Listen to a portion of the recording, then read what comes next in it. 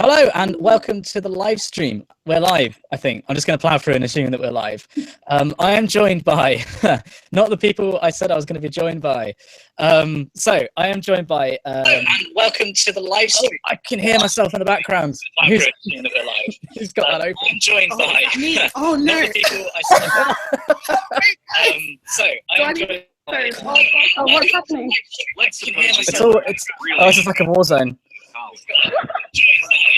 Oh no! Right.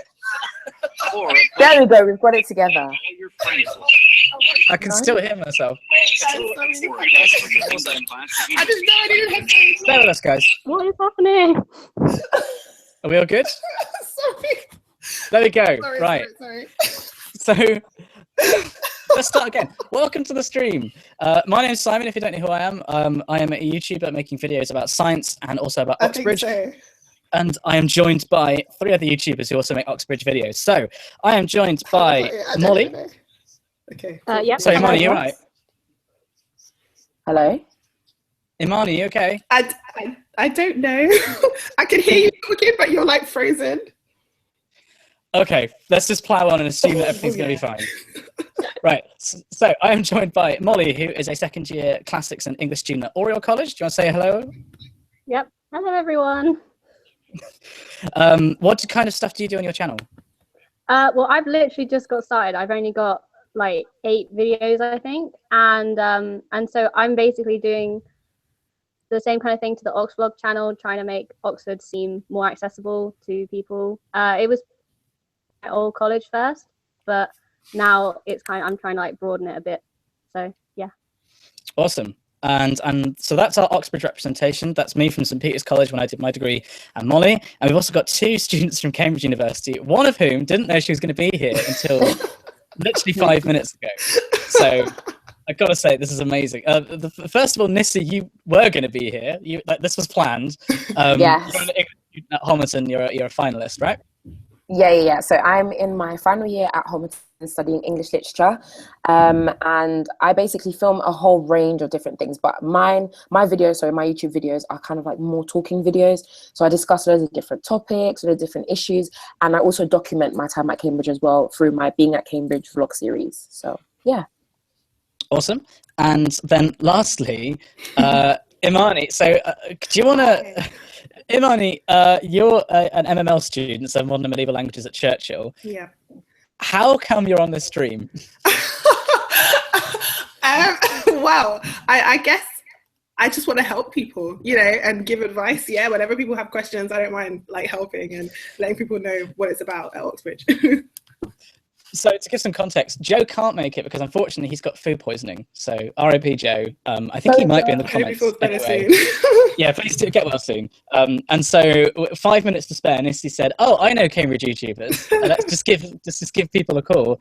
And Imani actually came through and said that she'd join us. So thank you so much. You've definitely. It would have been a bit imbalanced towards Oxford otherwise. So you've got English classics, languages, and physics. So pretty widespread. And Joe is in the comments. RIP Joe. Nice. Hi Joe. So if people want to start posting their questions in the comments, we can take some that people have already posted earlier, just to kick off with. Oh wow, okay. So somebody has asked. Saying that your voice is weird. I don't know whether you're seeing this. Yeah. Why does my voice sound weird? What does it sound like, guys? Because it sounds normal to us. Yeah, it sounds normal to us. I don't know what it would sound like to anyone else. Okay, that's not worrying at all. Just let me know if it gets distracting in the comments, guys, and I'll see if I can fix it. Right. Well, we've got a question from Komal about English. So we've got 2 people here that can answer this. When going in for an English interview, do they talk about wider reading? Go. Okay. In terms of wider reading, not so much. I remember that they focused on the reading that I said that I did that I had done in my personal statement. So if you're going to, number one, if you're going to lie about what you've read, or you're going to pretend that you have read the whole thing when you've only read maybe 2 or 3 pages, please make sure that you do as much research as possible and make your lie plausible, basically. I'm not saying lie. I'm not saying that, but basically you will be tested. The point of the story is that you will be tested. They ask you about all the different books that you've mentioned in the text. And then if it's relevant to something outside of it, they might ask you if you know of it. But if you don't, it's perfectly fine to say, I have no clue what you're talking about. I've never read it. I'm sorry, I'm not familiar with that text. And they might go on and speak to you about it. And you just have to speak about it anyway. But most of the time they focus on what you've put in your personal statement. Yeah, that was the same for me. So they basically said, oh, I see you've read like Ulysses by Tennyson. What can you say about this? And like for me, they drew in kind of classics sort of elements because I was applying for a joint honours degree. But they never really strayed far from my personal statement. They basically just took a text that I had read and made me kind of see it in different ways. But it wasn't like, have you read this book? And I would be like, what? There was never that kind of element. Okay. Apparently I sound like a high-pitched frog. Did someone actually say that? Yeah, someone said that. I've been called worse before. So that's fine. But I can't fix that, guys, because it sounds normal to us. So I don't know what the problem is. Oh my gosh, there's loads of questions. Wow. Yeah, it gets a bit manic here. Can we read out all the questions? Because my technology is just not, it's just not working. Like, I mean, you weren't supposed to be here, Imani, so it's fair that you're not going to be like up for this, so it's fine. Okay, someone else has asked, this is a general question for everybody. Maybe Imani, you can answer first for this. What percentage of the time of the interview is spent talking about your personal statement? I think for me, it was probably about maybe about 30%, just because so I'm obviously doing languages, so a lot of my interview had to be focused on actually hearing me speak French and Spanish as well. So I'd say it was about 30% talking about my personal statement, because that was a good way to kind of make me feel comfortable, you know, it's something you're familiar with, and kind of get you warmed up. And then the rest of the interview was kind of focused on, okay, well, can you speak French? And they gave me like a passage to analyze and stuff. So yeah, it was about 70% to 30%. Molly, what was it like for you? Well, two of my interviews were more based on my personal statement, because I had an English interview, a classics interview, and then a language interview, because I applied for course 2, which meant that I didn't have Latin or Greek before. And so the one based completely on sort of language didn't really focus on my personal statement at all. It was just more, it was kind of like more like how enthusiastic I was, because in order to do Latin, you have to go to like daily Latin classes, and you have to be quite enthusiastic to do that. And so it was less about my personal statement there. But in the classics and the English one, the personal statement element was more about what I'd read, and then the tutors kind of took it off in the direction that they wanted to focus on.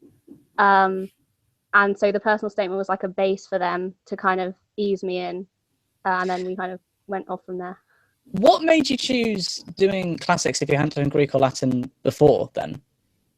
Well, because I did classical civilization A-level, but like Latin or Greek was never really an option for me, just because there weren't any teachers to teach it, and so it wasn't offered, and so I never really considered it.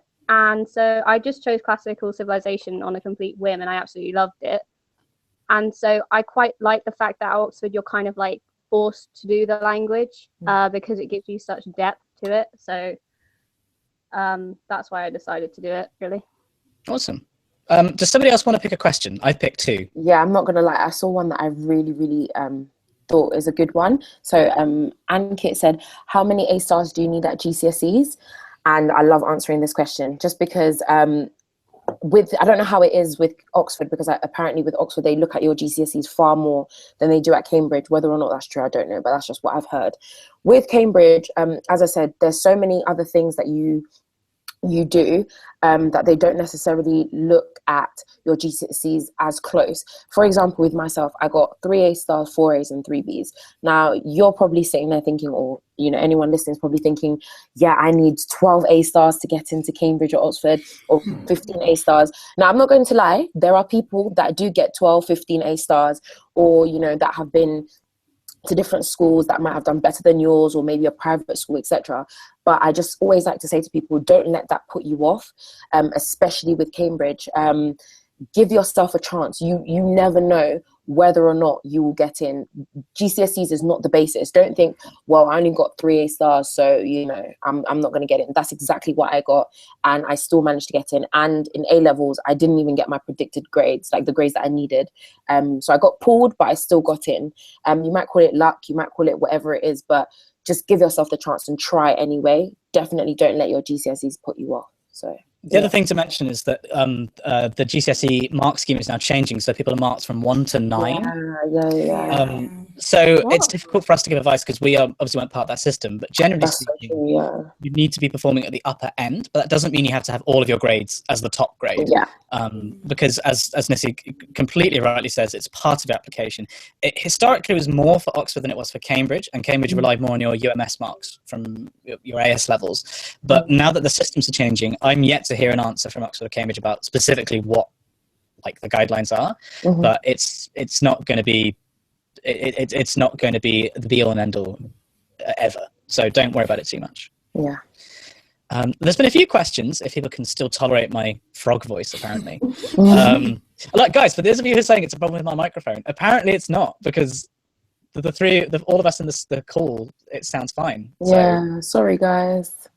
Sorry, this is YouTube's fault. I kind of wish I could hear what the high-pitched frog sounds like, though. Yeah. So there have been several questions about staying calm in the interviews. So I'm going to throw that one open. How do you stay calm in interviews? Oh my gosh. Yeah, go ahead. I think try not to focus on like the wider thing about what the interviews mean, and, you know, like, just see it as, just think of it in the present. Like, I know lots of people go in and they think, if I don't get in here, then I don't get into Oxford, I don't get the job I want, blah, blah, blah. And I think that kind of snowballing process just adds to the panic level. And so just see it as something that you need to do at that time, as a way of kind of expressing to this person how much you love your subject. To dwell on it, even if you think it's gone really badly, just try and move on and think about the next interview, or whatever's next in your day. Like, try not to blow it out of proportion and think all about the future and stuff. That's how I did it. I would also just add to that, just remember that the interviewers are human, and actually go in knowing that they want you to do well. And, you know, they're not trying to catch you out. They're very nerdy about their subject, and they just want to see that you're as nerdy about their subject as you've made out to be in your personal statement. So just go in, remember that they're human, they want you to do well, just give it your best shot, don't worry about nerves, they expect you to be nervous, and, you know, that's normal. But yeah, breathe, and yeah, just be yourself and smile as well. One of my admissions tutors told me that the point of the interview isn't to work out what you don't know. Like, that's, for them, is way too easy, because everybody at that level, even the brightest person doing your A-levels, is really quite ignorant compared to a university professor. They're not interested in what you don't know, they're interested in what you do know and how you think. So it's in their interest to try and like get the most out of you. So they want to calm you down in the interview, but like, don't view them as being like trying to torture you, because they're not. They do want you to succeed. Definitely. So actually, that's a good point. Sam Chowdhury's just asked, did we go to state school? Because I did. Anybody else? Yep, so did I. Yeah, I went to private school up till 16, and then I was at state school before I came to Cambridge. Yeah. Molly? Yeah, I did. Yeah, state school. Oh, state school massive. We are representing here. This is awesome. Can I ask a quick question then to Imani? I didn't even know that you went to a private school, but do you then feel like you had a slight advantage compared to other people that, in terms of you going to a private school, even if you didn't continue on during A-levels? Yeah, I definitely feel like I had more one-to-one connection with my teachers, just because in my school the class sizes were smaller, and so because of that you could get the kind of mentoring if you were falling behind in subjects, which meant that it was more likely you'd be able to get the grades across a range of subjects. But then having said that, there were people who went to private school who just didn't try, or who just, you know, I feel like it's hard to generalize and say everyone that goes to a private school has a better chance of getting into Oxbridge. But personally, you know, I'm very grateful for the fact that I went to a private school, because I know that it did help me get into a good state school, which in turn helped me get into Oxbridge. So yeah. Awesome. So a question that's been asked a couple of times, and it's like a classic, is someone's got an interview offer at Clare for maths. Congratulations, by the way. And they said that the dress is informal but tidy. So like, kind of, what does that mean, and what did people wear to their interviews? Well, there was never a dress code for me. I never got told what we had to wear. Like, I just turned up in jeans and the top. Like, I didn't really think about it.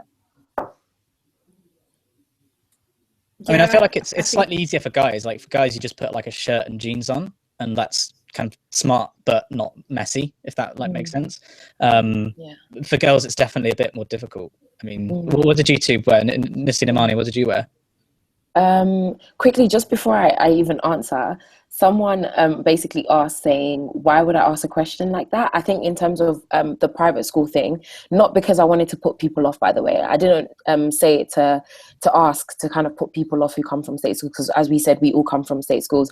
And I personally don't think that it put me at a disadvantage. You make the time that you are at whatever institution you are at, you basically make the most of it, and you have to ensure that you create those relationships with those teachers and you push. So it's not to put anybody off. Do not think that someone that went to a private school is any better than you, because they are not. And I know a lot of people who probably are way smarter than me and who went to private schools who didn't get in, but I did. So it's just a question of the individual and the individual student, and you just attempting and trying regardless of where you come from. So that's kind of why I was just asking, just to see the difference. But anywho, in terms of what I wore, I tried to keep it like, I wanted to show them that I wasn't trying too much, but then also like I was trying. So I wore like black trousers and like a blousey kind of top with some shoes. And that was it. Yeah, I didn't really wear anything. Like, I didn't wear like a suit, like a two-piece suit or anything like that. Just try and wear something that you're comfortable in, because there's no point going in all uptight, because they'll smell it off you. They'll be able to tell. I would completely agree. Wear something that you're comfortable with. Obviously don't go in like a tracksuit bottom and like like some kind of rough outfit. You want to give off a good impression, right? But you also want to be comfortable. I think I just wore like jeans and a simple top. And yeah, don't worry about too much. They're not judging you on what you wear. I mean, the important thing is to be comfortable, right? Exactly. You've got to wear what is going to relax you most. So you want to feel a bit professional, I guess. You know, you want to feel like someone who's like, yeah, look at me, I'm smart. I can do these questions. Does somebody else want to pick a question? I saw a question that I wanted to answer. It was a while ago though. I can't remember who asked it, but they said, how do you prepare for a subject that you didn't do at A-level? And although I can't answer this from personal experience, one of my close friends actually got in to do classics, but they hadn't done any kind of classics related subject before coming to Oxford. So they didn't do classical civilization A-level, they didn't do Latin or Greek or anything like that. And I spoke to her a bit about it, and she basically said, just make sure you know everything on your personal statement well, because they're not going to have the same kind of expectations. Like, they're not going to ask you questions about subjects from the classical civilization A-level. Like, they know that you haven't done it, and they're going to ask you questions based on your personal statement. So they won't ask you anything like that you won't be expected to know. So like it's more about the way you think, like you said, Simon, like it's more like what you know and how you think about questions you might not have thought about from text that you've read. So that's what I spoke to her about. So hopefully that helps a bit. Cool. I can also kind of speak about that as well, because so I did Spanish from beginners last year as a fresher, and I didn't have it for A-level. So I think it's just about trying to show that you have a demonstrable interest in the subject. What have you read? You know, you might not have studied it at school, but what did you do outside of school? You know, are you involved in any societies linked to the subject? Just general extracurricular things that can kind of show them, rather than you just kind of telling them that you're interested in the subject. Cool. Someone else has asked, actually, I think this could be an interesting one for everybody to go through in turn. Can you give an example of a question that you were asked in your interview? Oh. It was a while ago. Honestly, it feels like such a long time ago now. I can't even remember. I mean, I can say I've done. After you. Well, like in my class interview, because I said on my personal statement I read Ovid's Metamorphoses. So they asked me what my favorite myth was from that, and then my mind went completely blank because like Ovid's Metamorphoses is basically made up entirely of myths, and I couldn't remember like a single one. I literally used the same myth as was in the poem that I had to prepare for my English interview I had just before it, and so I didn't really know what I was talking about. Yeah. That happened to. Oh, sorry, go on. No, Nissy, sorry, after you. No, I was just gonna say, to be fair, that happened. That I think that happens quite a lot, and that's another thing to remember as well, because it's so difficult, because you're like I said before, you're judged on so many different aspects. You can't think that, oh, I've done really well in one area, therefore I will get in, because that happened with me as well. My first interview was great, and I went in and it went really, really well. I was like, yeah, this is great. I've got this. I've aced it. I'm in Cambridge. Second interview, I kid you not, was an utter disaster. Honestly, I had no clue what I was saying. Things were coming out of my mouth, and in my head I remember thinking, what are you saying? What are you saying? What are you saying? What are you saying? Literally, it was a disaster. And I walked out and I was like, yep, that's Cambridge down the drain. Never going to hear from them. Never going to get an offer. And funny enough, I got an offer. So like you said before, I think the interview is not there to kind of like catch you out or to ask you really they always before there were myths of people asking you random questions, like you've been in an interview for English and they ask you about, I don't know, why are bananas yellow or something like that, banana peels yellow. Personally, I don't know about other subjects, but I'm with English, I never got that. I've never heard anyone that got that, so don't think that they're there to try and ask you these random strange questions. So yeah, I mean, those kind of questions, like you hear them in like the Daily Mail and stuff. Yeah, but like there'll be a point to them. You know, like they will ask you like, why is a banana yellow, and then they'll lead on to other questions. Yeah, I guess so. Yeah. Like there was one case, there was like a physics interview years ago when someone was asked like, what's the terminal velocity of an ant? And that was the last question in a series of questions like, you know, what's the terminal velocity mean? How do you calculate it? What is it for a ball? What would it be for an ant? Like, you know, these things are taken out of context. Oh, okay. So it made sense in that context then. Okay. Yeah, exactly. Yeah. And the other thing is, like a general question, when you froze in an interview, like Molly, you said you did, what happened in the interview? Did they like say, well, that's it, you're done, and then like ask you to leave? Or, you know, what did they do?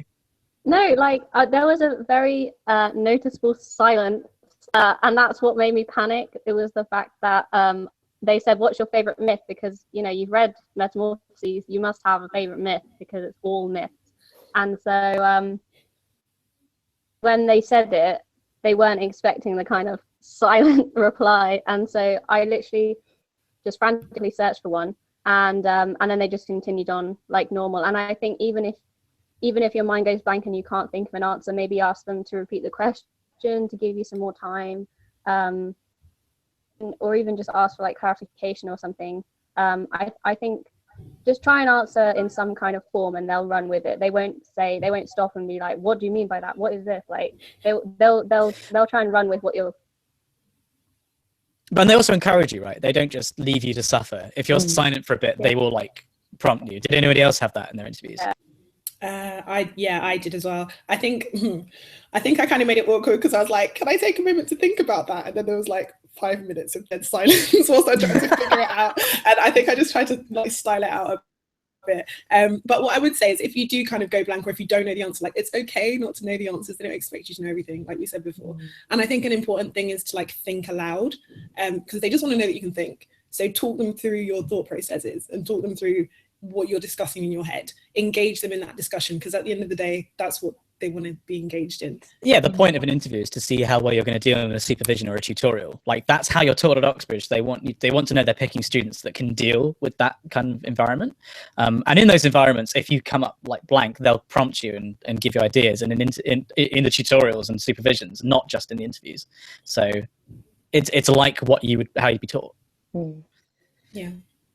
Somebody else pick a question. I feel really bossy, but I'm trying not. That's a really good question about things not to do. So we've been talking a lot about things to do. What should we not do? That's a very, very good question. Yeah. I'm gonna try and find them. I mean, there was a story that I can tell from the year, I think it was the year when I applied, so this was a long time ago, when a guy at Worcester College was applying for engineering, and he finished his interview and it was all great, and he stood up, walked to leave the room, and then he mistook a wardrobe for the door. And he just got in the wardrobe and then was like, well, I'm going to double down now, and he just shut it.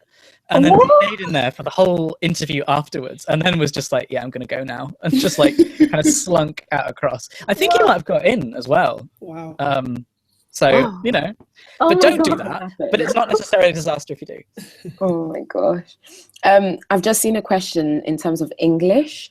So it says, do English lit interviews focus much on unseen material? Very good question. So I had 2 interviews for English lit, and both interviews had unseen material.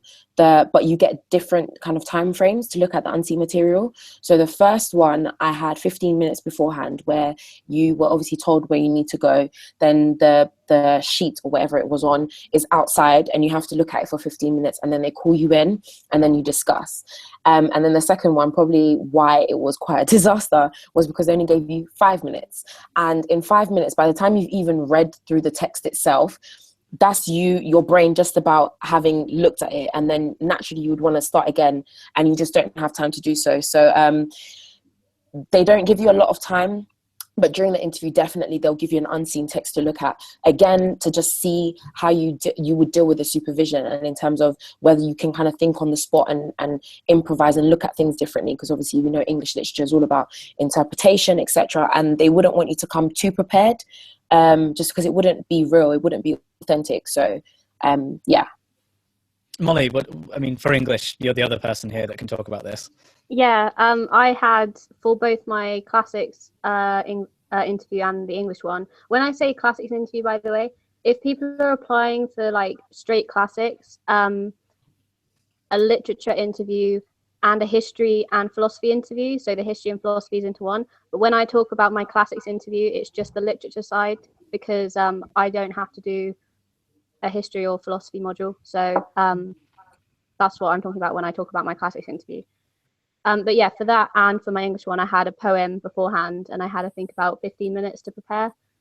And then the first half of the interview was based on that poem. There's a big question that's floating around, and I'm gonna nail Imani to answer this one to begin with.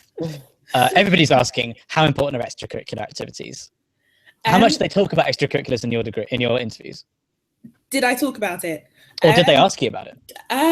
They didn't. I think in terms of how important are they in your personal statement, I feel like for Cambridge at least, they're not that interested unless they directly relate to your subject. So in the interview, if you haven't mentioned any extracurricular stuff that's related to it, I don't think they're going to really bring it up. And for my interview, they certainly didn't. But I'm not sure if that's the same for Oxford. No, it's the same for Oxford. They honestly couldn't care less, unless it's directly to your subject. Exactly. So don't feel like you have to speak 5 languages. Well, I mean, if you do MML, it might be beneficial. Useful. But you don't have to do sport and debating and all that kind of stuff. They just care about how good you are at your subject, honestly.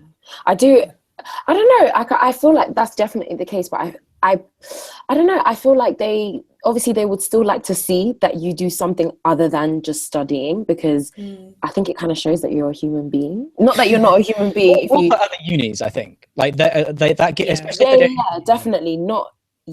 Sorry, definitely not as much. Obviously for Oxford and Cambridge, definitely not is about the academia. That's, it's Oxford and Cambridge. But I think it's good anyway, just to maybe put an edge on you, because remember, you're being compared to thousands of other people who might have the exact same application as you, and it might just be that one little thing that makes a difference. You just never know. So I think it'll be good, but definitely, like you said, it's not be all end all. They don't, like, I remember I've always done loads of extracurricular stuff. They did not ask me one. So yeah, so I get what you mean, but I just think sometimes it might be that one edge that you might be looking for just in case. So. I've just seen a really good question. It was directed at me, but just for everyone, I guess. Did they ask you a lot about the written work that you sent in beforehand during your interview?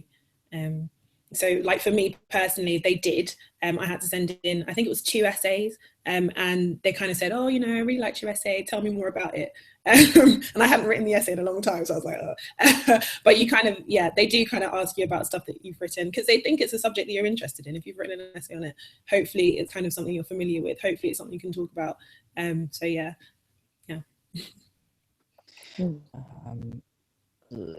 How many people got interviewed at a second college? Who's asked that? That was Veronica's asked. Who got interviewed at a second college? Because I did.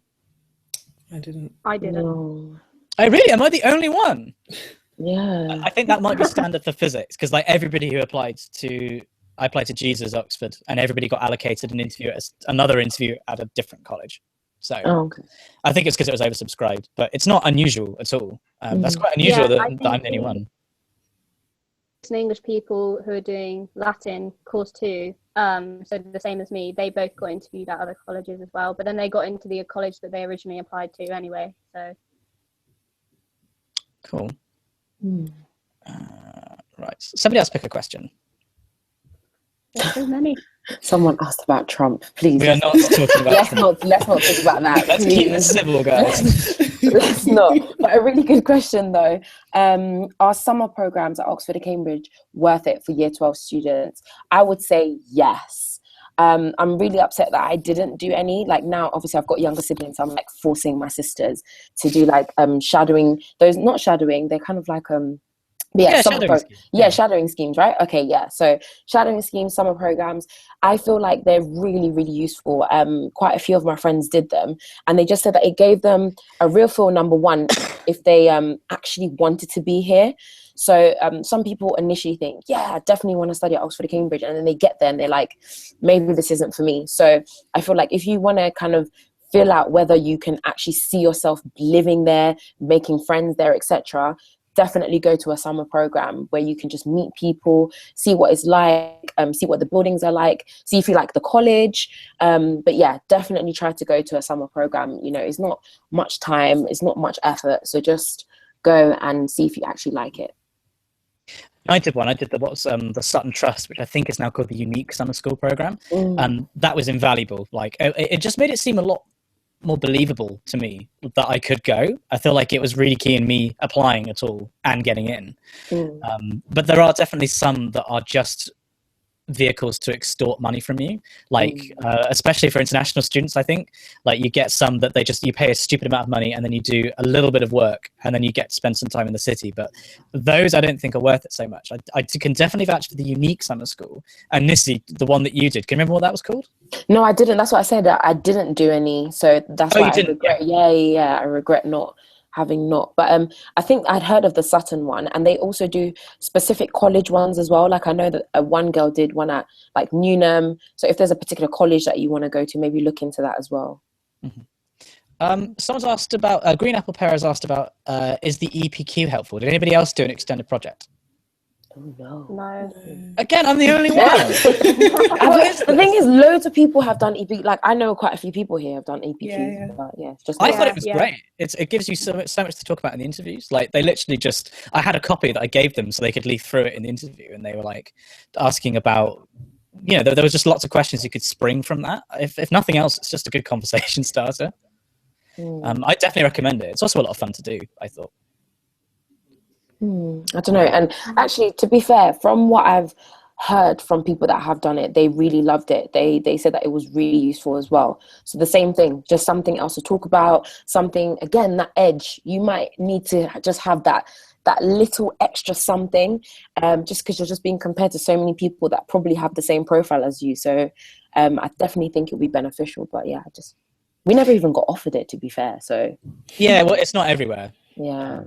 Okay, I'm gonna very pointedly ask this because I don't think I've ever actually been able to ask this question in a live stream before. So this is to Imani and Nissy. Have you ever faced any kind of discrimination at Oxbridge? Because as a white straight guy, I can't really talk about discrimination. Sweet. This is a good question.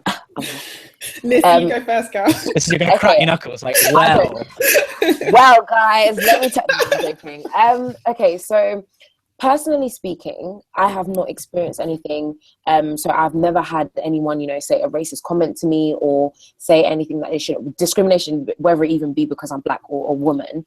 I've never felt that. However, it doesn't mean that I haven't heard stories. I haven't heard, like friends of mine have not been in situations. They have been in situations, where people can be quite ignorant sometimes, just because you feel like you come from two different worlds, and sometimes people, instead of having the conversation in a sense of I want to learn more, feel as though they've got a sense of privilege and that they can say certain things. So I've heard, never experienced it myself. However, even through things like statistics, like one thing about me is that I keep it 100% real. I'm very, very honest. Statistics and stuff show that there's still a ridiculous, like as in terms of black people, I can speak for black people, but in terms of representation, we make up is it 1% of the Cambridge population? It's far too small. Really. Is ridiculous. And we have tried, especially with last year I was running the African Caribbean Society, which Imani is part of this year.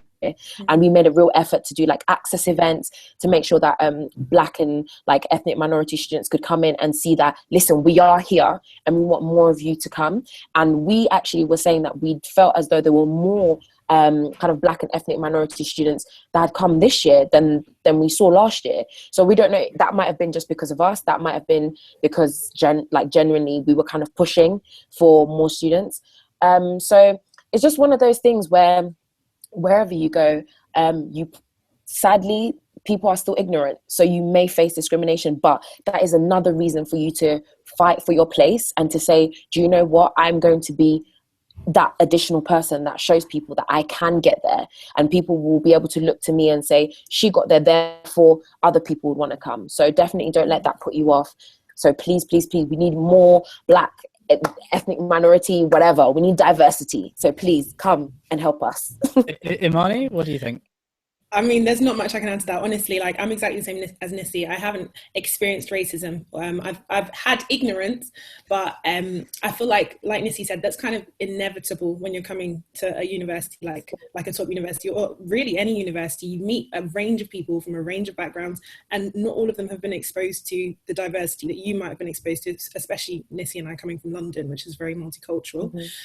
So I think, be prepared for ignorance, and my advice to people is to be patient with people and take it as an opportunity to represent your culture and educate people lovingly about your culture. Obviously, if you kind of get racist remarks, then it's good to correct people and say, you can't say that. But in terms of getting more people to apply, I definitely think, and this is something that Nissy is the queen of with her YouTube channel and everything, but she's the queen of getting more kind of diverse students to apply to Cambridge. And I think it's so important. Don't let the underrepresentation put you off. Your presence here is radical, it's important, and you have just as much chance and reason to be here as anyone else, in my opinion. So I mean, to both of you, mentioning about the fact that it's such a low percentage of black people at Cambridge specifically, do you think why do you think that is? I mean, were you, because you're black, treated differently in the admissions process than a white person? I would personally say I don't think so, but I feel like it just depends as well, because you don't know, we all hear things like unconscious bias and blah, blah, blah. There's so many ways we can go with it. And trust me, if we wanted to have a whole live stream about it, I promise you I could have a whole live stream about it. But it's just a question of, number one, sadly and unfortunately, if I don't even want to go too deep and go too back in history, but places like this were never created for us. If we want to be 100% real, they just never were. Therefore, we are a couple of hundreds years behind. Therefore, these places will always inevitably be filled with lots more white people, especially white middle class people, than there will be black and Asian kids. And so I would personally say that I don't think I was treated any differently, but I always go with an air of confidence. I'm quite confident in myself, and I would say do the same thing. Not arrogant, just being confident in who you are, being confident in where you've come from, and not letting that kind of create a shell. But I also feel as though that certain universities, not even certain universities, definitely Cambridge, could do more. And I just feel like is not high on the agenda. And because it is a black thing or an Asian thing, it's just not like, I don't know how to explain it, but it just doesn't seem like it matters as much as maybe other things, which I always say, such as, for example, fighting for like the LGBT community, because it's something that affects everybody from every race. It takes precedence, whereas I feel like when it's Black students or Asian students, it's just Black students and Asian students. That's why this is just me being like more personal, but that's why I kind of think there's not as many. But yeah. I mean, I agree.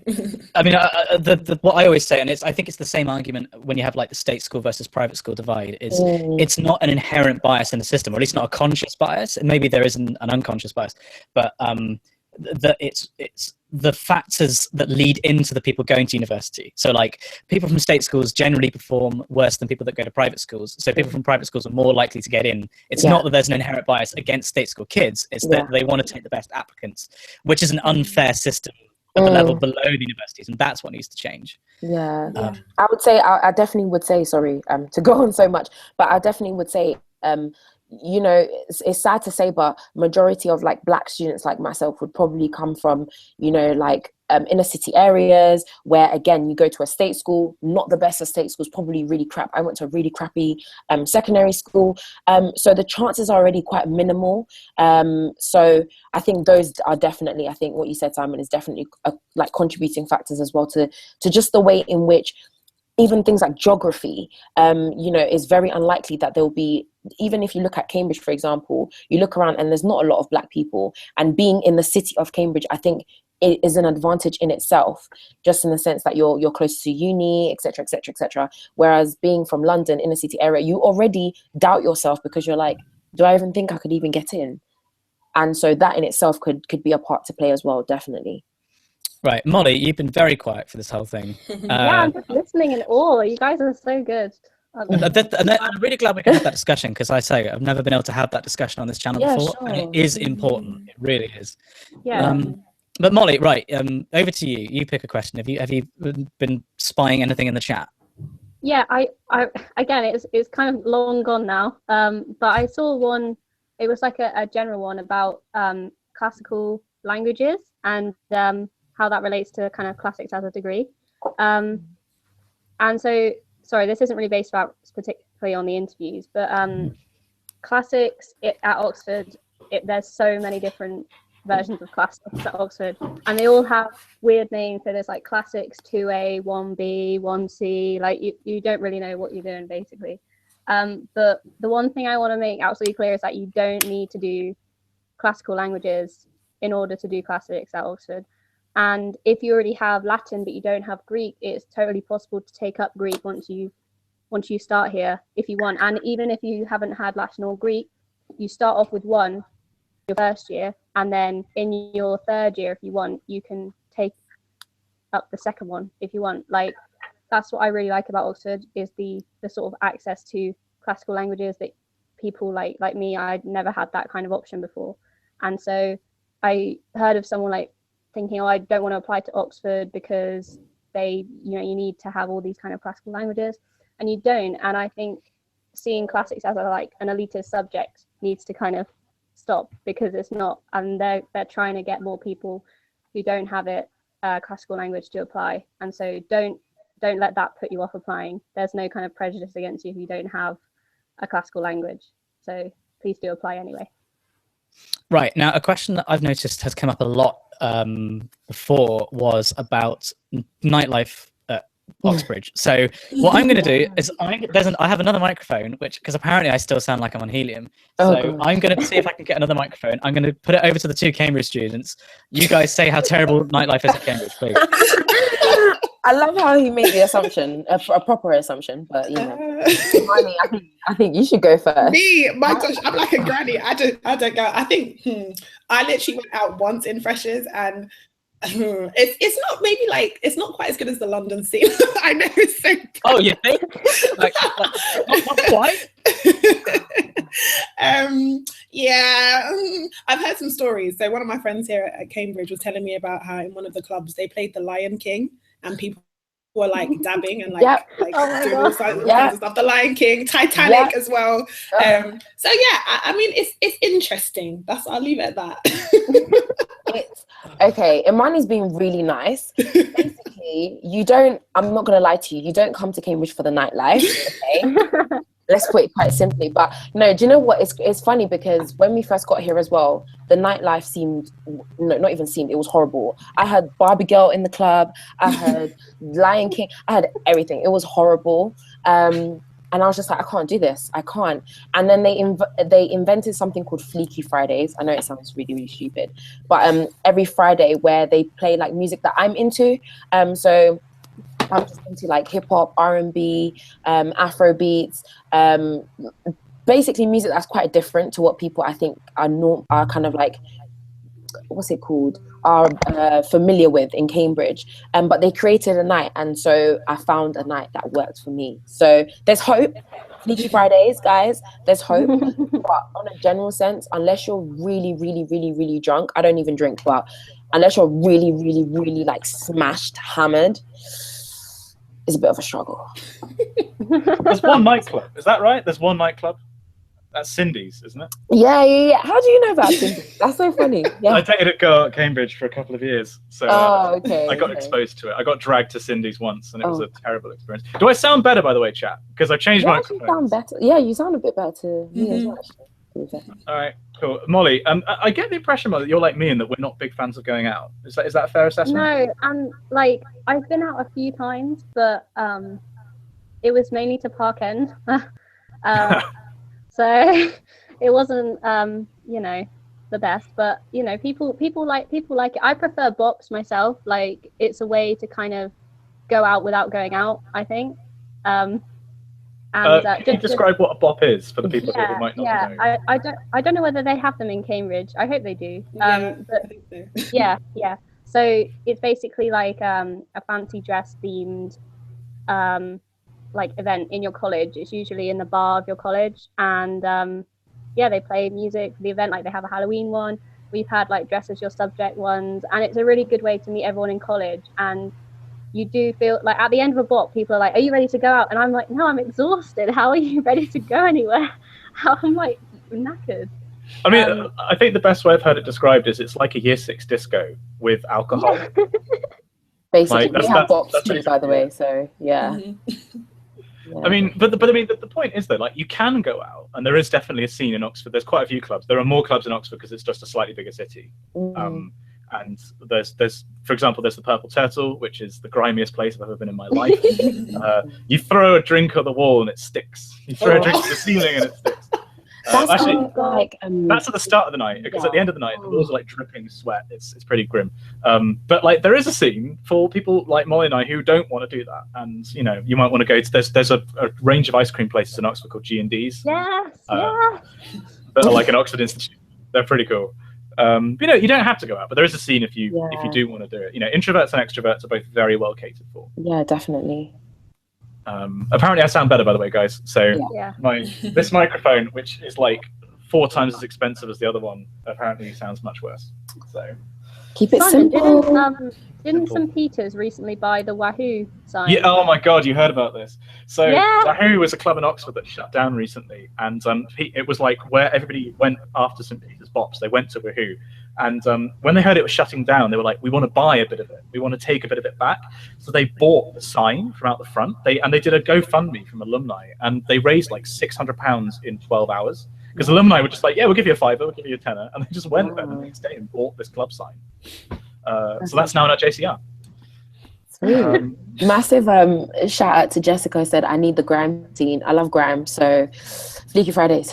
All I can say, Fleeky Fridays. Fleeky Fridays. That's Fleeky amazing. Fridays. Not that I went a lot, like because you just get tired of like the same thing, but yeah. So Fleeky Fridays. All right, moving back to like interview stuff. Somebody's asked, Angie Torrance asked, what would you be doing if you had an interview in 2 weeks? How would you go about like preparing for it? That's a good question. I think I'd be going over my personal statement, and for everything that I said I'd read or done, just make a few bullet points of something I could say about it. Like, because what they asked me in both of my interviews was, what did you find interesting about this book that I'd read on my personal statement? And so knowing something to talk about in that respect was like good beforehand, just knowing what I'd read was a good way of sort of revising what I said I'd read. So yeah. Maggie? Anything to add? You wouldn't be preparing at all? No. Sorry, I had a blank. I forgot the question. So it was, what would you be doing? Yeah. Okay, 2 weeks. Okay, sweet. Sorry, I just completely forgot the questions. I was like, what? I was reading some of the comments. But yeah, I think basically the same thing, but just making sure that you are practicing, whether it be with the teacher who's supporting your application or whoever it is, even with family. I know often we try to stay away from our family because we just want to deal with it, and sometimes you might feel like they don't really understand.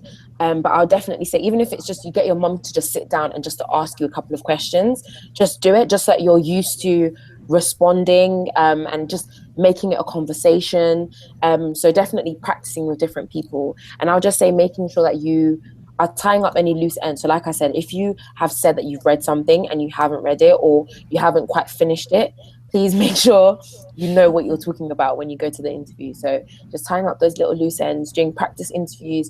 And yeah, I think those are the main 2 things that I'd be doing. Yeah, I think you guys have pretty much covered it. All I would add is specifically for languages, they do ask you grammar questions. So just brush up on your grammar and like conjugating verbs and all that good stuff, because they do ask you that. So yeah. I mean, from a science perspective, I can certainly say that I'd be looking at like past papers for A-level modules that you've taken, so that if they ask you questions about stuff that you've done, you're like thinking in the right way and you can remember certain equations just off the top of your head. They won't necessarily ask you to do like mental arithmetic, but you know, it might be a good like brain teaser in the morning, just if you know you're going for maths, say, and maybe just do a couple of mental arithmetic exercises. You know, won't do any harm. I think the most important thing is just learning how to speak out loud and like think out loud, and like going through an exam question and being like, right, well, I've got to use this equation because it's this kind of problem. So, you know, this is kind of how I'd work through it, and it takes a little bit of getting used to doing that. So that's probably what I'd be doing in the 2 weeks running up to it. Yeah, I think going through the thought process is a good thing to do out loud, because that's what they're looking for, like how you think. So just going through it, how you're answering the question in your head is what they want to see. Yeah. Does anyone else want to pick a question? Yeah, I've seen one that was actually asked for myself and Molly, so I guess you can answer it as well. Those reading English at Oxbridge, did you have your English teachers read over your submitted work? Also, generally, how many pages was your submitted work? Was it like amazingly in-depth and researched? With myself, I think the same with Imani, I had to send in 2 pieces of written work. So these were 2 essays that I had already done, that had already been marked, that I had to send in. And I basically picked the 2 that I was most interested in. I know that one was on like Frankenstein, which I love, like the Gothic and stuff. And another one was on something else that I can't remember, but it was, they were both 2 essays that I felt quite confident in, that I was interested in as well. So I knew that if I did go to the interview and they did ask me about it, I could speak about it quite openly, and I knew the text really, really well. So yeah, you will have to send in submitted work. I don't know about amazingly in-depth and research, because compared to, and maybe it's because I could look retrospectively speaking, obviously by now, the level of research and work that you do now is far, far more than what you do at A-level. I know at A-level, it feels like you're doing so much research, but looking back, trust me, it is not a lot. So I wouldn't necessarily say it has to be the most amazing piece, but as long as it gets your voice across, they understand what you're trying to say, your structure is very well, like you've structured it very well. I feel like that's enough for them to at least get an idea of how you write, how you communicate your thoughts and your arguments, etc. So yeah. Yeah, it was the same. It was the same for me. So I submitted, I think they sent me an essay for English over the half term in November or something. And my teacher marked it, and then I submitted that. So it wasn't like I'd gone into like super in-depth research. I wouldn't have been able to do that anyway, because my library was not the best at my college. But yeah, it wasn't an in-depth research essay. It was just like a homework piece that I submitted. So try not to worry too much about how good it should be. Just write one that you're happy with and send that in. There's been somebody asking about maths and physics interviews. You guys have been talking about languages, so screw you guys. I want to talk about maths. Sorry.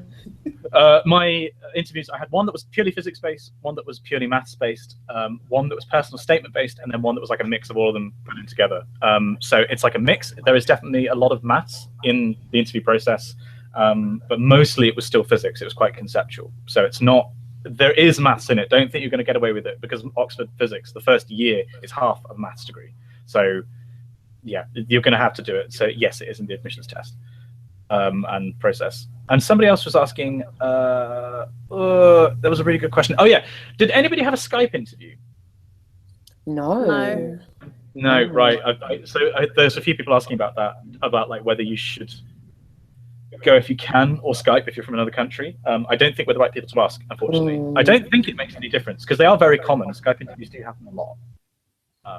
So I wouldn't worry about it. If it's like extortionately expensive to go to Oxbridge and you don't know if you're going to get in, so you know, want to commit the money, then stick to a Skype interview, honestly. Yeah, I'm sure they'd understand, and it definitely won't put you at a disadvantage, because people will probably feel that, I don't know, they might respond thinking that they're not making as much effort, etc. But, you know, like Imani said before, they're human beings, so they know that if you're having to come over from, I don't know, China or wherever it is, I think they'd be very understanding, just in the sense that it would take you forever to get here and then forever to get back, and very expensive. So yeah, definitely try if you can Skype 100%. Yeah. Imani, there's a question for you. What is a Chinese interview like? Oh, I don't know. I imagine it's probably the same as a languages interview, in that, you know, expect them to ask you why you're interested in Chinese, maybe what kind of things you've read in Chinese or about Chinese culture. You'll probably get grammar questions as well. But I don't really know in depth. So yeah, I don't know. Okay, that's fine. I mean, it's not a European language, so, you know. There's been a few people asking questions that we've already covered, like about the EPQ and about nerves. Just so you know, this live stream is going to be uploaded in full to my channel afterwards. So we have talked about that kind of stuff earlier. So yeah, go back and watch this from the start if you can and you have the time. And we have talked about stuff. So. There was a really good question about. Oh, sorry. Go on, Molly. Oh, mine's just like a really quick one. They said, like, is it important to ask a question at the end of the interview, like when they say, do you have any questions? For me, I didn't in one of my interviews, and then in the other one, I wanted to seem like quite keen. So I said, in the first year when I'm learning Latin, what other work do I do? And they were just like, you'll have your hands full with Latin. But I don't think that affected my interview in any way. They found it quite funny, so I don't think that would have affected whether I got in or not. So don't worry too much about it, I don't think. Imani, you had another one. Yeah, they were just asking, how do you stay motivated to work during term time? Depends what week it is. Yeah, no, it's true. I think one thing I always say to people is try and study something that you love, because that, you know, to be honest, no matter how much you love your subject, there will be times where you feel demotivated and you're just like, why am I here? Like, what am I doing?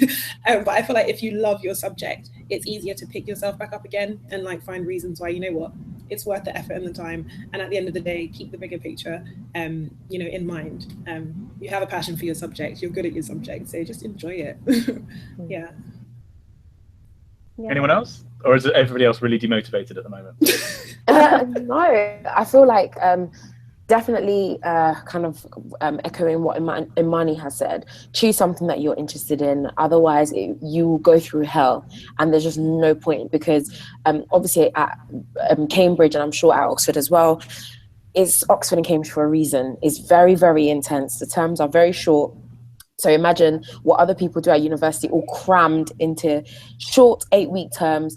It does get overwhelming sometimes, and it can be really, really difficult. So I think it unleaves some stress and some pressure when you're actually interested in the subject, rather than choosing something that you just picked for the sake of picking. So yeah, definitely do that. And we have this thing called week 5 blues. I don't know if yeah, fifth week you guys blues. have the same thing. Okay, cool. So basically, at Cambridge, they always say that by the time you get to week 5, everyone's basically miserable, because week 5 is kind of like, it's more than halfway. So you're like you're kind of close to the end, but not quite at the end of the term. And I've felt it, definitely. You get to like week 5 and you're just exhausted because you've been doing so much work. But I feel like, you know, you should go home as much as you can. Try to go home, like if you can go home. Obviously some people it's a privilege, so try to go home when you can. Speak to people outside of your university and your college. That's one thing that really keeps you grounded and kind of keeps you sane. Just sometimes picking up the phone and just talking to my mum, just knowing that she's not in that Cambridge bubble is amazing, because she kind of just brings me back onto earth and reminds me, okay, Nissy, you've got like home to go back to and to look forward to. And yeah, just talk to other people and go out and try not to overwork yourself. I know you might feel like, oh, I need to keep working, but you won't be productive if that's how you are. So you try to do other things, find some extracurricular stuff to do, and just try and enjoy it as much as you can.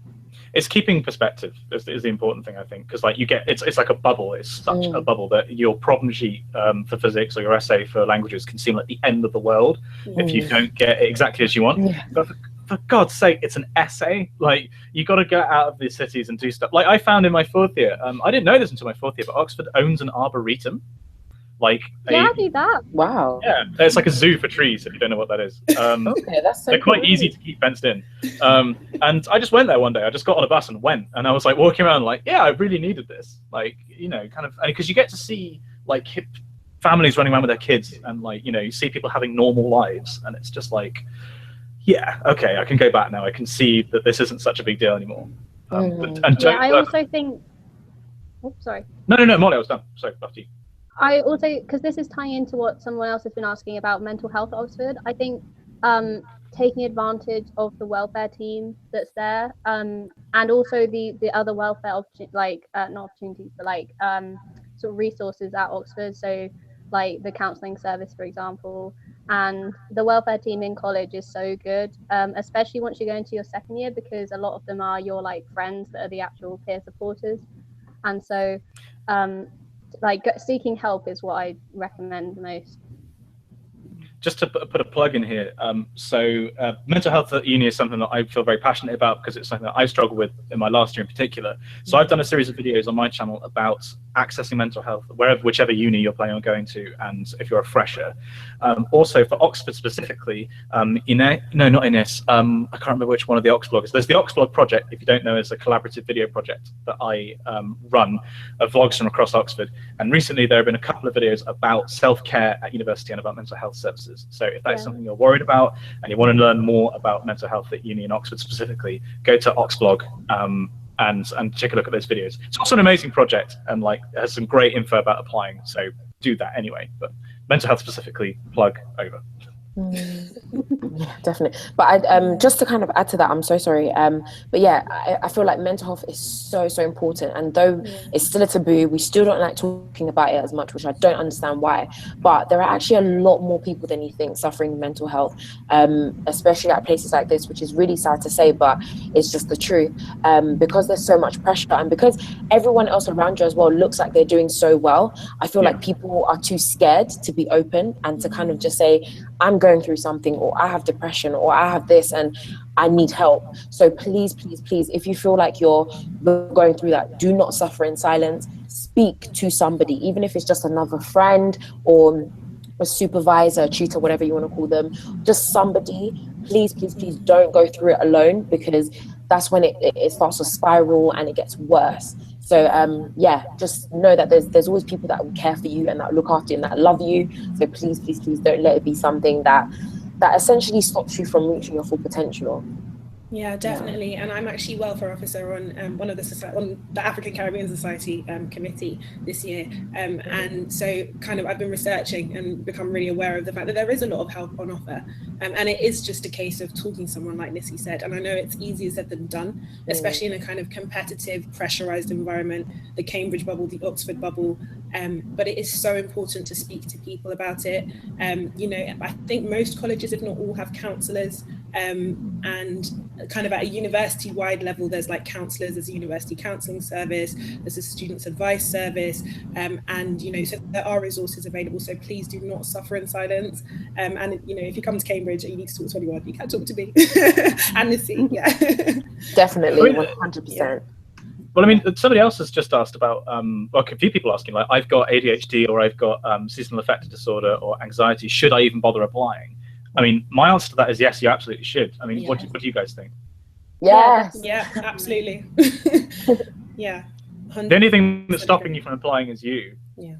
And if you are good enough to study at Oxbridge, but you have something that you're worried about, like seasonal affective disorder, the support is there for you to overcome that and to reach your potential. Because if it's going to be anywhere, it's going to be at Oxbridge. These are some of the best unis in the world, and they have the support. It's still lacking, I think, but yeah, the support is there. And one thing I would add to that is, if you've been suffering with mental health issues during like your A-levels or your GCSEs and that affected your grades, you actually have, there's an SAQ, I don't know if you have it for Oxford, but it's like basically it's a questionnaire that you kind of submit in addition to your application to Cambridge. And on that, you get to specify any extenuating circumstances you went through, anything that made it difficult to get the grades you got. So they do really take on board your circumstances when you took your exam. So don't be put off if you went through difficult times whilst you were doing your exams. So yeah. Right, just to change tack completely, because I think he might explode if we don't answer this question. I think it's Amar Khan has been asking about the gender ratio of people doing English. Is it like what is the gender divide?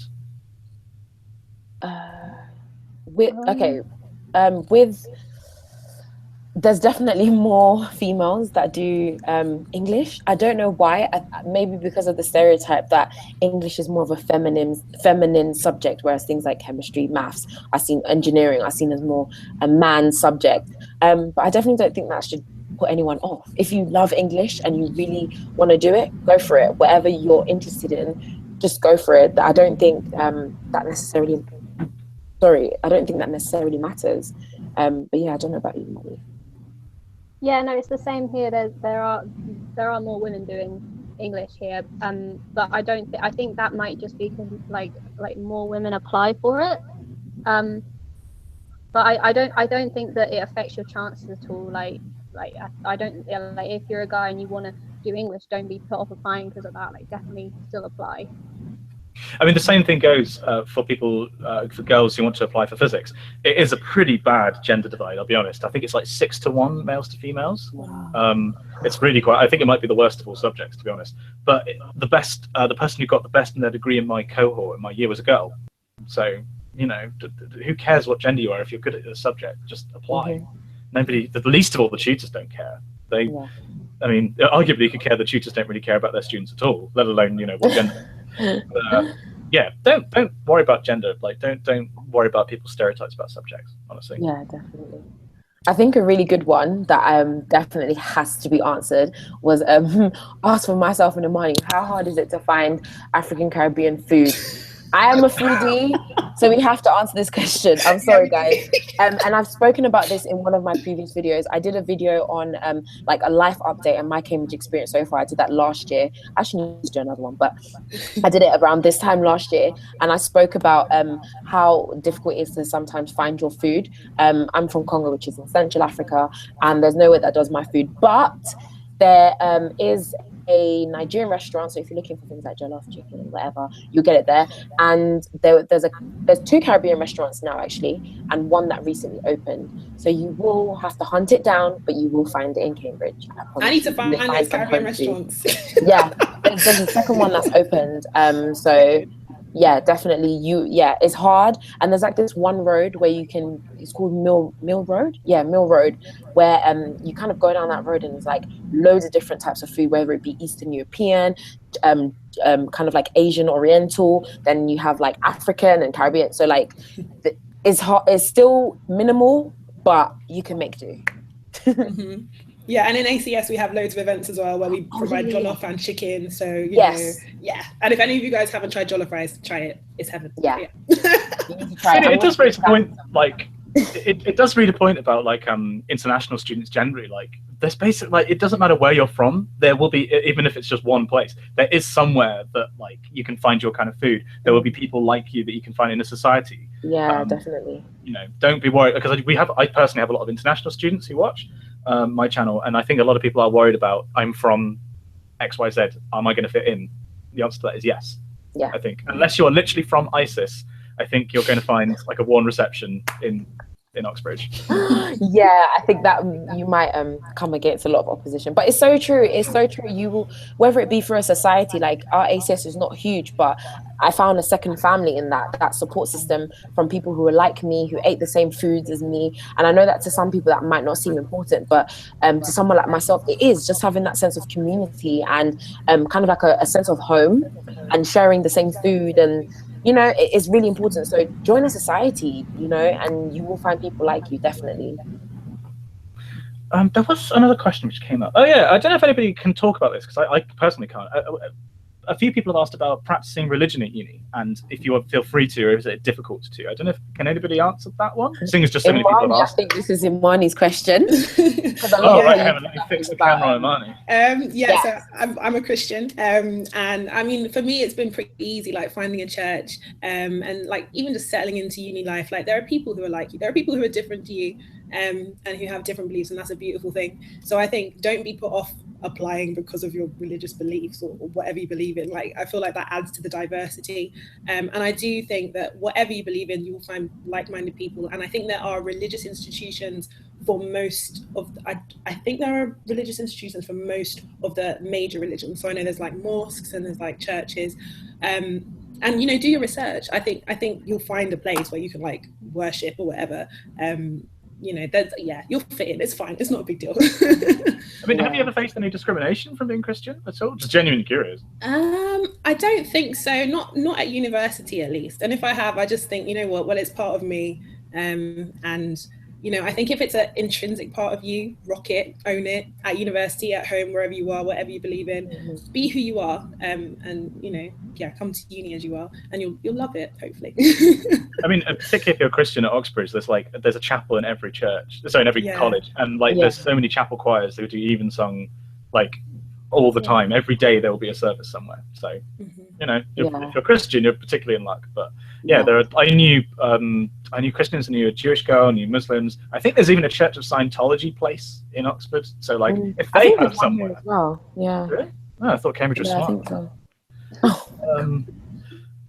But yeah, definitely. I think in terms of like the kind of like, again, just kind of repeating what Imani said, like myself as well, I'm a Christian as well, and finding the church was super easy. There's a Christian society, and I think someone made a comment as well saying, well, in a Christian country it's not going to be difficult. So it's definitely not, but regardless of who you are, Muslim, Buddhist, whatever, again, I think it just boils down to the fact that there will at least be that one other person, even if it's just that one other person. I am so sure there will be that one other person who is also the same faith as you and who can point you in the right direction. And even if it means that you guys just worship together or pray together, then so be it. But yeah, there's definitely access for everyone in terms of faith and religion. So I just don't think it's a big deal, really. Yeah, definitely. Oh no, like for me, it was number one priority. My faith is everything, so it was number one priority to find a church. But you have to make that conscious effort to do so. And remember, you're by yourself, so there's not going to be mum and dad waking you up on Sunday morning to go to church anymore. So I'd encourage any believers, anyone of faith, to make an effort to actually try to continue your faith, especially at uni where you are met with so many challenges, different people. Yeah, so. Well, it's a community, right? It's a community that's apart from your degree, so it gives you that perspective. And if you go to a community church as opposed to a chapel, like college chapel, then you know you get the whole cross section of society, and you meet people who are older than you, who are younger than you, and it's like, yeah, it's nice. Yeah. There's a question about someone asked, is it difficult to develop love interests or relationships? Oh wow, that's a good question. That's a good question.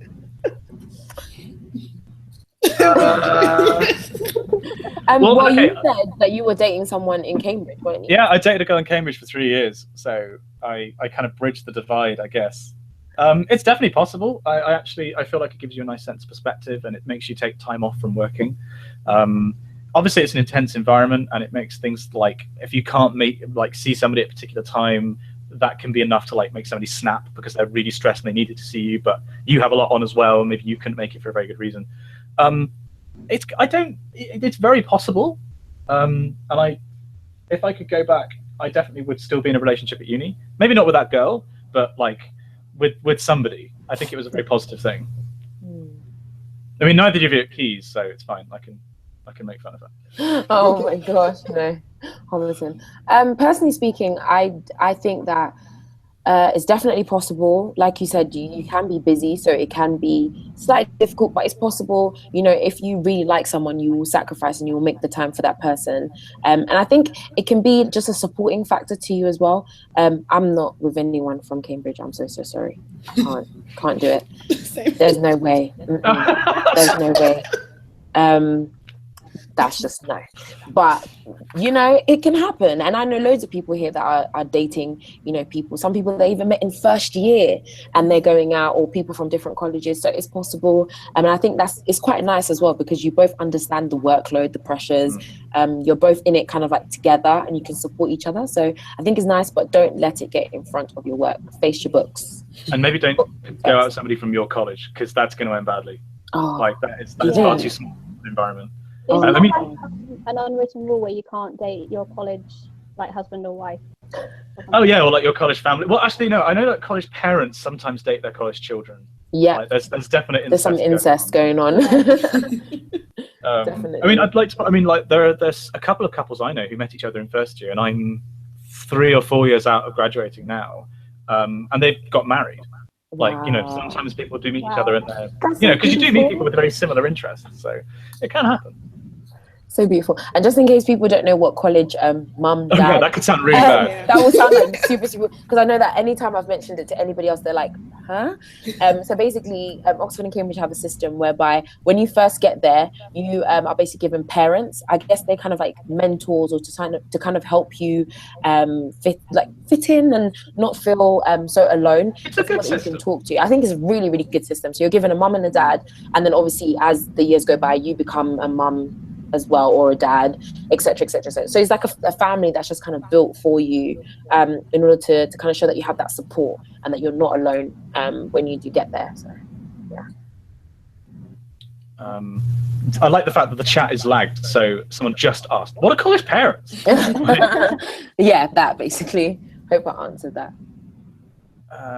What else? We've got about 15 minutes left, by the way, guys, and unless we're really desperate to carry on. But I feel like if you have a burning question in the chat, put it in now. I'm sure you've been spamming it the entire time if we haven't answered it. But yeah, put it in the chat and we'll see what we can do. I saw a really interesting one before and I've lost it. What A-levels did I do? I did maths, further maths, physics, geography, and I did the EPQ in year 12, and I did an open university module in year 13. So that's that one. I did A-levels. So I did English Lit, Media, Sociology, and French. And then I actually dropped French in my second year. And that's another thing. Oh, that's such a good question. Because a lot of people say subjects like media are blacklisted. And that, you know, Cambridge won't even look at your application if you did media studies. So I came in for... I did come in for an open day, actually. It was a college open day. And I asked them and I said, well, I've heard that media is blacklisted. Do I still have a chance? And the woman basically said, like, yeah, you still have a chance because sociology and English are still academic subjects. And I was quite stubborn, and I've always been interested in media. So I made the executive decision to say, I really don't give a crap if it's blacklisted or not. I'm going to drop French because I hated it, even though it was my highest UMS. Hated it. I'm so sorry, Imani, but I couldn't. It made me cry so much. I hated it, dropped it, carried on with media. And I said, regardless, if they take me or not, I really don't care. And I still managed to get in. Basically, don't presume that certain subjects are blacklisted or whatever. Ask first, do your research. And if you're really passionate about what you're doing, you should have faith that you're going to be successful with or without Cambridge anyway, or Oxford. And that's the kind of mindset I had. I was like, Cambridge is not be all end all. I'm going to be successful regardless. So if they really want me, they will take me with my media. So yeah. Molly, what did you do? I did in AS critical thinking, English language, English literature, French, and classical civilization. And then I dropped. Oh wow! I dropped critical thinking and English language, and did French, classical civilization, and English literature. And I did English literature, history, French, and biology. And then I dropped biology at AS because science was just not my forte. Oh my God, chat, calm the hell down. My God, it's going so quickly. What happened? literally, it's flying at a million miles an hour for me. Maybe it's just been lagging, but it was just like everyone's like, "Oh, I've got to get my question in." Like, oh yeah. I think because I was scrolled up, I've just. Oh yeah, wow. Yeah, there it goes. Suffering in English language. Oh bless. Sorry, Sness. Anybody else do it with Mice and Men? Do they still do it with Mice and Men? I did that. Yeah. Everyone did of Mice and Men, but I think they're not doing it anymore. It's a good book. I don't know why I everyone love hates it. Medicine. We can't answer questions about medicine because we're not doing medicine. Sorry, so stop asking. Maybe I'll do a medicine-specific stream in the future, but not now. Trump. No, we're not talking about Trump. Someone asked about preparation for Spanish. It's really hard if you're doing post A-level, revise your text and your personal statement. If you're doing from beginners, just basically show that you have an interest in it. Read about it, go to the country if you can. Just, you want to show interest. You don't have to be fluent, just show interest. So yeah. Oh, that was the question, sorry. Just to interrupt, people ask me a lot, is when did you get your interview offer? Like, when did you know you were going to get an interview? Because loads of people are asking about this. Because I think I got mine in November, like about now. Yeah, same. I got mine about the 20. I was just looking over this the other day actually. I got mine on the 25th of November, and then I arrived on the 9th of December. Okay, but normally it's like a month, but like two to 4 weeks. Yeah. So yeah. So that's so don't worry if you haven't got something yet. It's certainly possible that you might have to wait a couple more days. So they normally do tell you one way or the other, don't they? Before. Yeah, they tell you both ways. So. Okay, cool. Okay, sorry. wait. Sorry, I interrupted you, Nissy. Sorry. Yeah, sorry, no. The question that I saw before, did your teachers believe and support you during the admissions process? I think this is super important because I'm not going to lie, I had a really, really supportive teacher who literally pushed me and was like, Nissy, you are getting into this place. You are going to Cambridge. If you don't, we're going to go crazy. And I think you kind of need that because even myself, Cambridge was never even a thought for me until I got my AS grades. And then I kind of saw my grades. I was like, oh, I can apply. But you need to have somebody that really believes in you. So definitely, if you haven't already, get somebody that you are quite not necessarily close with, but just someone that understands you and someone that is also as passionate about you and sees your potential as much as you do. And also, I've heard loads of stories about people who didn't have people that believed in them, and a lot of teachers who told them that actually they won't get in, or just teachers being really negative. It does happen. Don't let that put you off. Just say, okay, great, thank you, that's your opinion, I'm going to try anyway, and go and find somebody else, and that will support you in the way in which I've mentioned before. I mean, I had a really supportive teacher. Without I had a lady called Miss Scum who was just amazing. Like, without her, I don't think I would have got in. So absolutely, see if you can find your really supportive teacher, because it does make a big difference. Yes, 100%. I'm kind of tempted to actually ignore the chat for this last bit of the stream and just ask, maybe go through each of us in turn and say, what do you think the best piece of advice you could give somebody who knows they're going in for an interview? What's the best piece of advice you could give them? And just to pick somebody at random. Imani. Oh gosh, no pressure. I think number one, be yourself. That's what they want to see. Don't put on airs and graces. Talk aloud, think through aloud, invite them into your thought process, even if you're nervous and you think it sounds like rubbish. Honestly, everyone I've spoken to that's had a Cambridge or Oxford interview thought that their interview was rubbish. And if they didn't, usually it's because they were a bit overconfident anyway. So I think just be yourself, and believe that that's enough to that's enough to do well in an interview, in my opinion. Oh my God, the chat is rioting. I'm so sorry. I'm looking through the comments and I'm just like, don't ignore us! Don't ignore us! You guys are so funny. Sorry, guys. We've got like 5 minutes left. People can email us though. Surely people can email us if they've got questions. Yeah, email us. We'll go through like our channels and how to contact us at the end. Wicked. Sure. Yeah. So, right, okay, next, Molly, what do you think your best piece of advice you could give would be?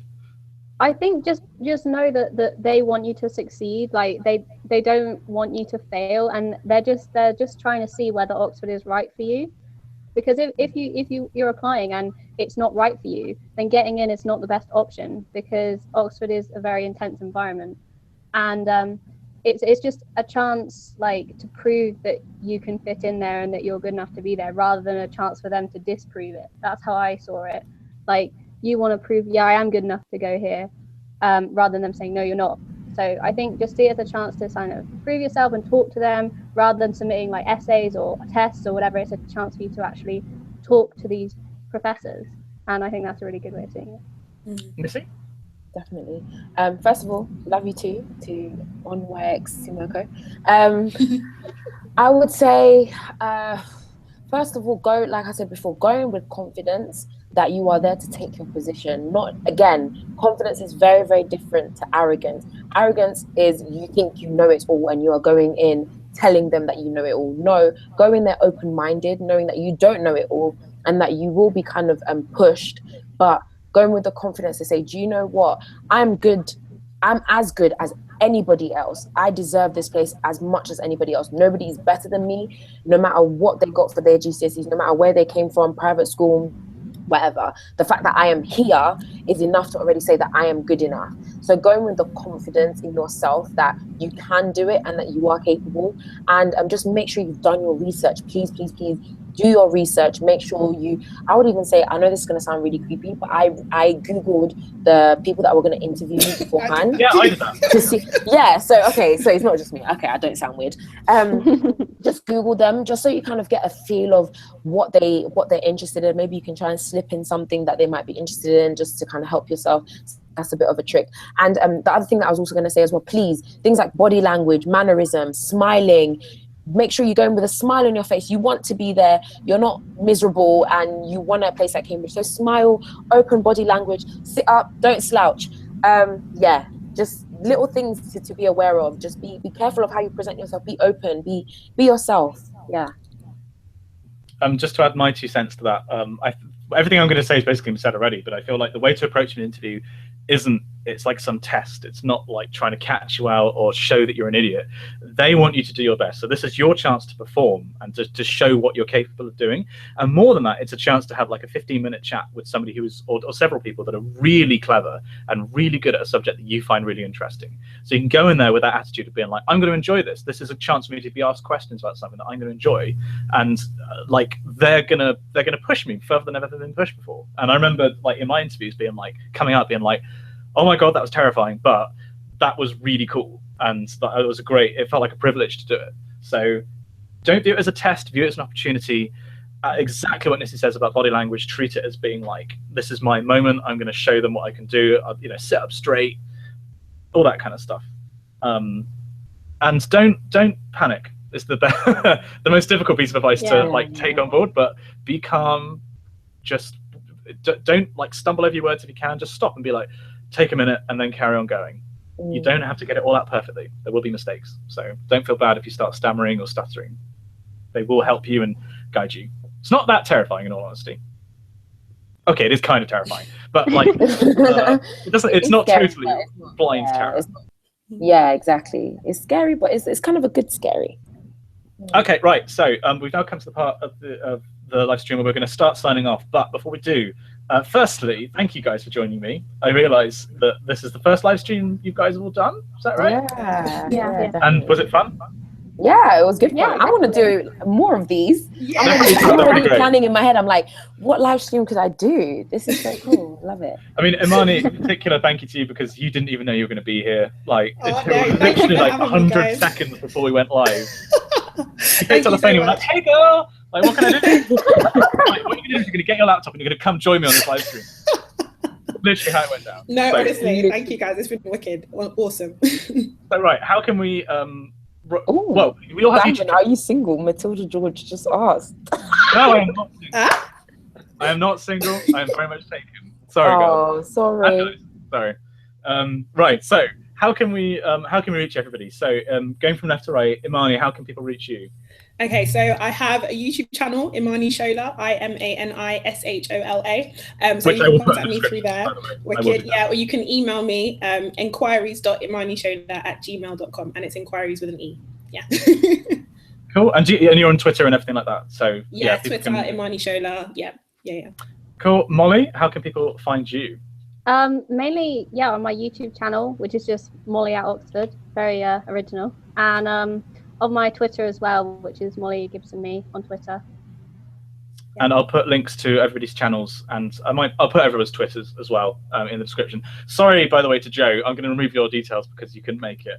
Actually, no, that's really rude. I'll keep your stuff in there, but I'll add everybody else's. And then Nissy, how can people reach you? Yeah, so YouTube as well is Nissy Tee, NISSYTEE, and pretty much all of my social media is all Nissy Tee. So Twitter, Instagram, Facebook, and Snapchat. Snapchat probably is the best one because I literally love Snapchat. So Nissy Tee, yeah. Cool. And then for people that don't know me, you can reach me on this YouTube channel if you send me a message or a comment or a reply. I'm also on Twitter at SimonOxFizz. I'm also on YouTube as on Facebook as YouTube Simon. I'm also on Instagram, Goodreads. Yeah, I've got a Goodreads page. Don't knock it. I think that's it. But yeah, you can reach me on all of those, and or you can email me. There's an email somewhere on my YouTube channel. Oh yeah, email me to officialnissyti@outlook.com. Sorry, yeah.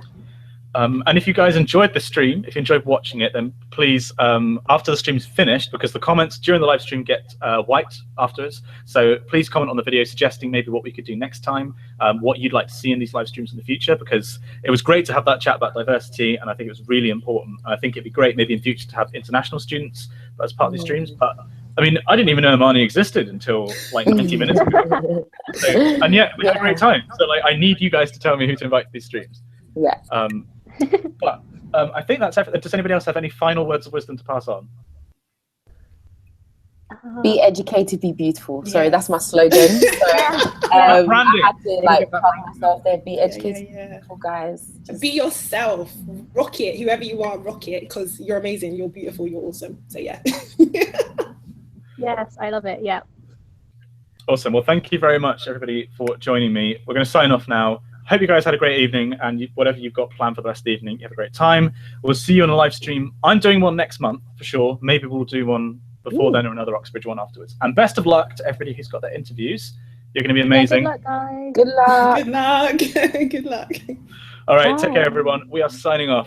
Bye. Bye. Everybody wave. Bye. Everybody wave. Bye, everyone.